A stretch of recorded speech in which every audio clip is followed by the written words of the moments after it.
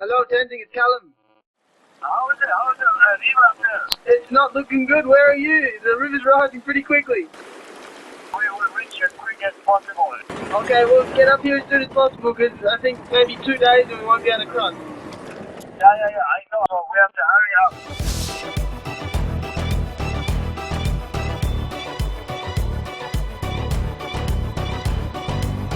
Welcome to Gilling Village. When I was 15, I lost my mum. I grew up in a very supportive community and we were well looked after. I couldn't help but think about the children in third world countries, what it would mean to them to lose not just one parent but two.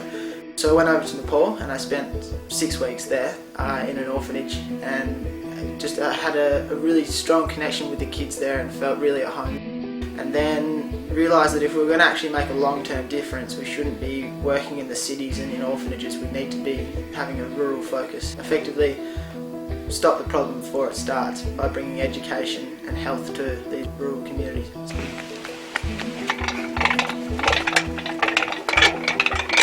Our main man on the ground in Nepal is Tenzing, and he's a Tibetan refugee with quite an amazing story. I'm from Tibet. 1959 I ran away from Tibet. I stayed in Gilling 5-6 years.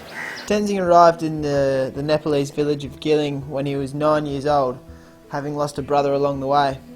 And he soon got a job as a goat shepherder, and that's what he did for the next 6 years. After that he went down to one of the main cities called Pokhara, and 30 years later he returned to his village and he was just blown away with how backward it had become, with about 10% literacy rate, alcohol problems, and just a huge lack of security in the village. They were just at the whim of the crops and the weather, and he basically spent the rest of his life sort of dedicated to thanking Gilling Village and thanking Nepal for saving his life and taking him in.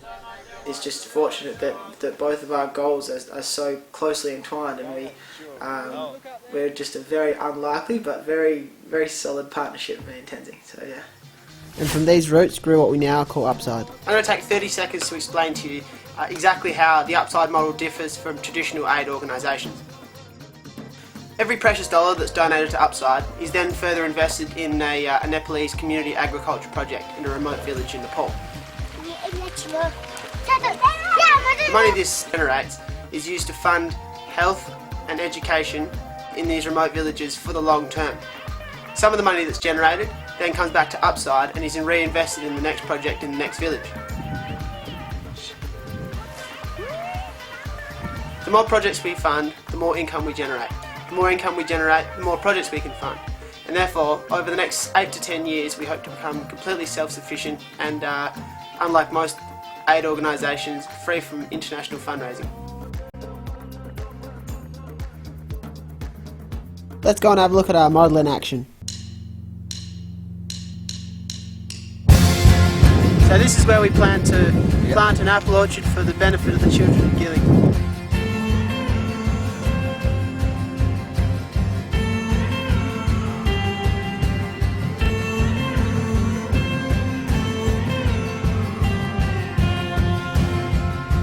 This apple orchard will sustainably fund the school and the health post and the boarding house for hundreds of years to come.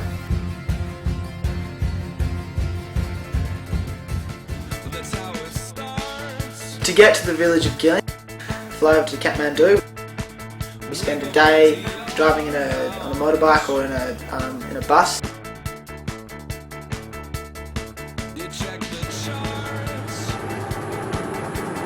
From there we take a light aircraft with twin propellers through a dodgy little valley.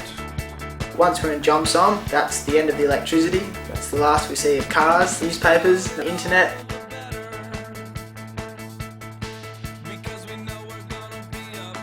We spend the next 2 days riding up on the back of a horse to get up to Gilling.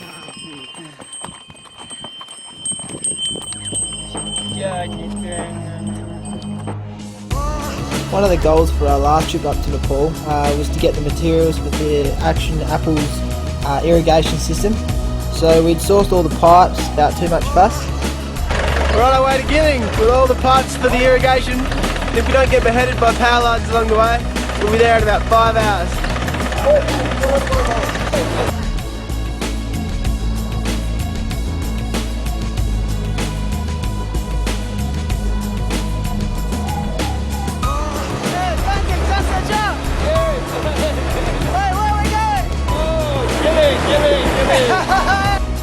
We have to drive up a seasonal riverbed. The summer snow had started to melt, and so it put us in a huge rush to get the truck up there before it was too deep to cross. If this truck didn't make it in the next few days, we'd have to wait a whole other year to gain access to the village, and the Action Apples project would have to go on hold. The river's starting to look pretty deep in some sections. Just stopped off for tea on the side of the river in the Kaligandaki, and yeah, fingers crossed we'll be able to get through the next couple of hours and be able to cross wherever we need to, so we can deliver this 700 metres of PVC pipe up to Gilling Village.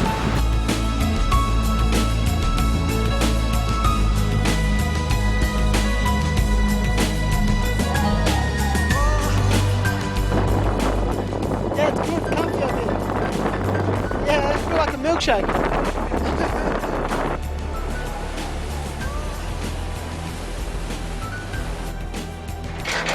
Welcome to Gilling Village.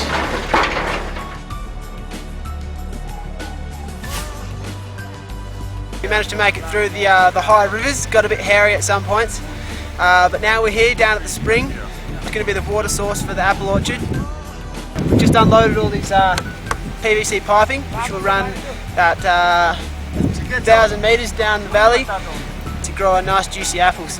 This is the spring, which we're going to dam, and then we're going to run a pipe 900 metres down the valley, as you can see, and then that piece of land sticking out down the bottom is going to be covered with 1,200 juicy big apple trees. 2,500. Okay, Tenzing. Eventually 2,500. Oh, it was such a good feeling to arrive in Gilling Village on the back of that truck full of all the materials. It was unreal. And then a minute later to see the boarding house, which was paid for by all our generous friends and family in Perth. That was just great. The absolute icing on the cake was when we were so warmly welcomed by all the children in the local school.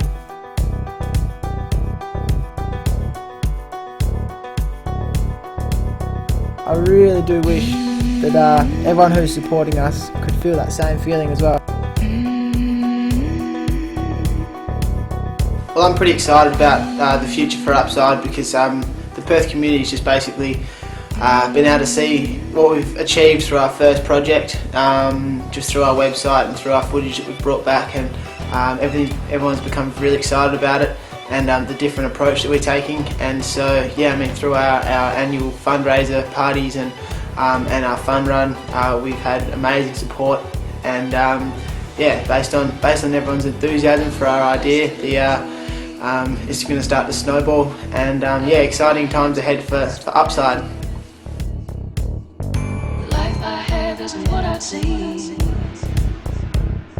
The sky's not blue and the field's not green.